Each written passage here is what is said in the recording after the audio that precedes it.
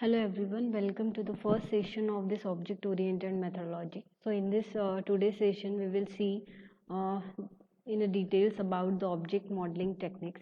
So first of all, see the introductions of this. Systems of method that we are used in particular area of study or activity. There are systems of method that we are using in our day-to-day life, and there are number of methodologies that are based on the modeling the business problems and implementing the applications in the object oriented fashion. So there is major difference in the numbers of methodology in the documentation of the information and modeling notation and the languages.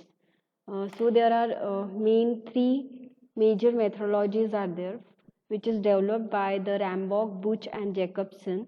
They are the origins of the unified modeling language.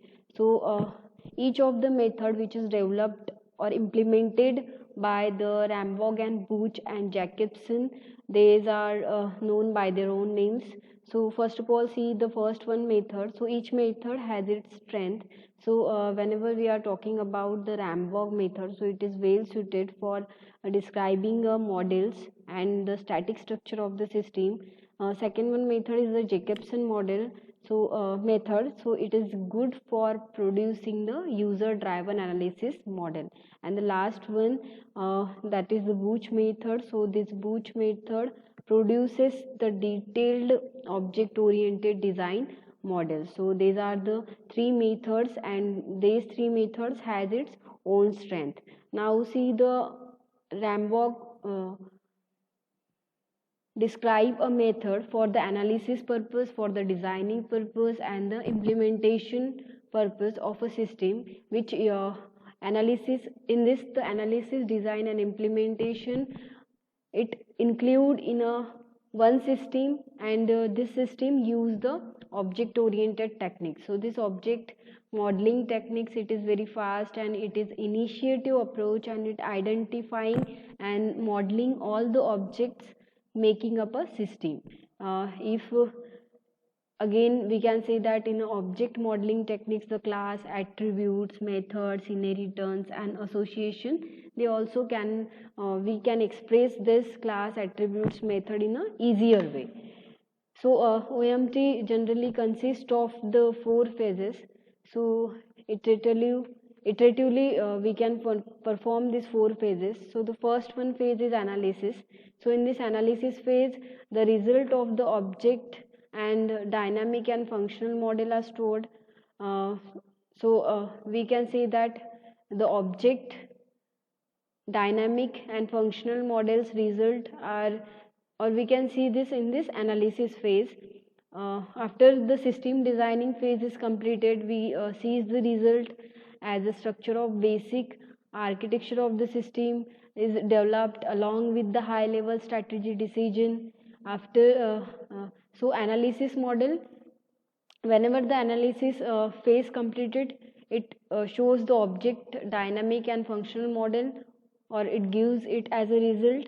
System model give as a result the structure of the basic architecture of a system along with a high level strategy decision. After completion of the object design phase, so this phase generally produces the design document, and this design document consists of detailed object, whether it is static, whether it is dynamic or functional model. And the fourth one phase is the implementation. So this implementation phase, it is one of the activity which is produces the reusable and extensible and robust code. Generally this again the OMT separates the modeling into the different parts. So the three parts are there. So we can say that this by using the object modeling techniques. So this object modeling techniques is, it separates the modeling into the different three parts. So the first one is object model. So this object model, it is generally represented by the object model and the data dictionary. Second one model is dynamic model. So this dynamic model presented by the state diagrams and the event flow diagrams. And the third one model is the functional model, which presented by the data flow and the constraint. So these are the three models which are get separated by the OMT. So now see the first one model, that is the object model in details.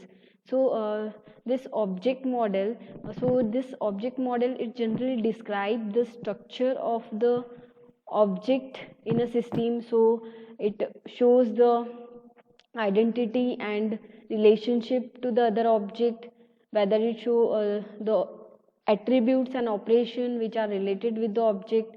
Again, this object model represented by graphically with the object diagram, and in this object diagram it contains the classes which are interconnected by the association line. So the object model, it generally describes the structure of the object. In this structure of the object, it consists of the identity of object, relationship to the other object, attributes and operation of an object. Again, object model, we can see that it is graphically represented with the help of the object diagram, and this object diagram we will see how the classes are get interconnected by using the association line.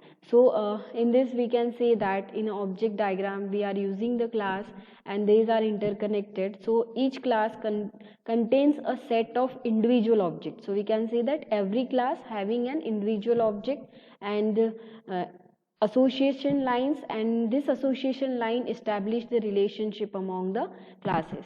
So this is about the object model.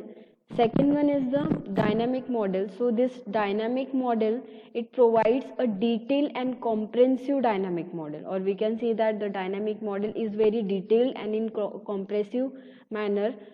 Again, this dynamic model, it shows the relationship, or it depicts the state, transition, event and actions.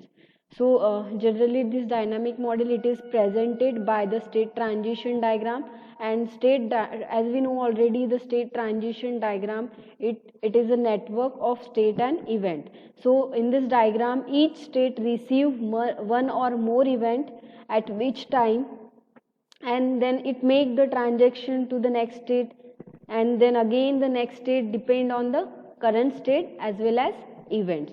So from this we can say that the dynamic model, it shows the detailed and comprehensive, it is a detailed and comprehensive model. Again, it showing the state and transition, events and action. Again, in this state dynamic model, we can say that again it is represented by using the state transition diagram, and in this each state that we are using, which receive one or more event, and at every time it makes the transition to the next state, whereas each time the next step depend on the current state as well as the all events that we are used. Now see the last one models, that is the functional model. So OMT generally presented the functional model by using the data flow diagram. So we can say that the data flow diagram show the flow of data between the different processes in the business.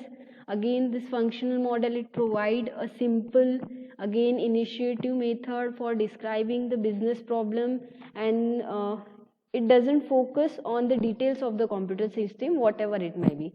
So we can say that we presented the functional model by using the data flow diagram. So generally it having the four symbols, the processes, second one data flow, and third one data stored, and fourth one is the external entity.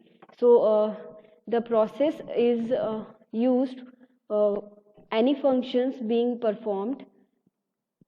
The data flow symbol shows the direction of the data element moment. The data store is a location where the data stored, and the external entity, this symbol show the source and destination of a data element. So these four primary symbols that we are used in the data flow diagram, that is process, data flow, data store and external entity. So thank you very much and thank you for watching.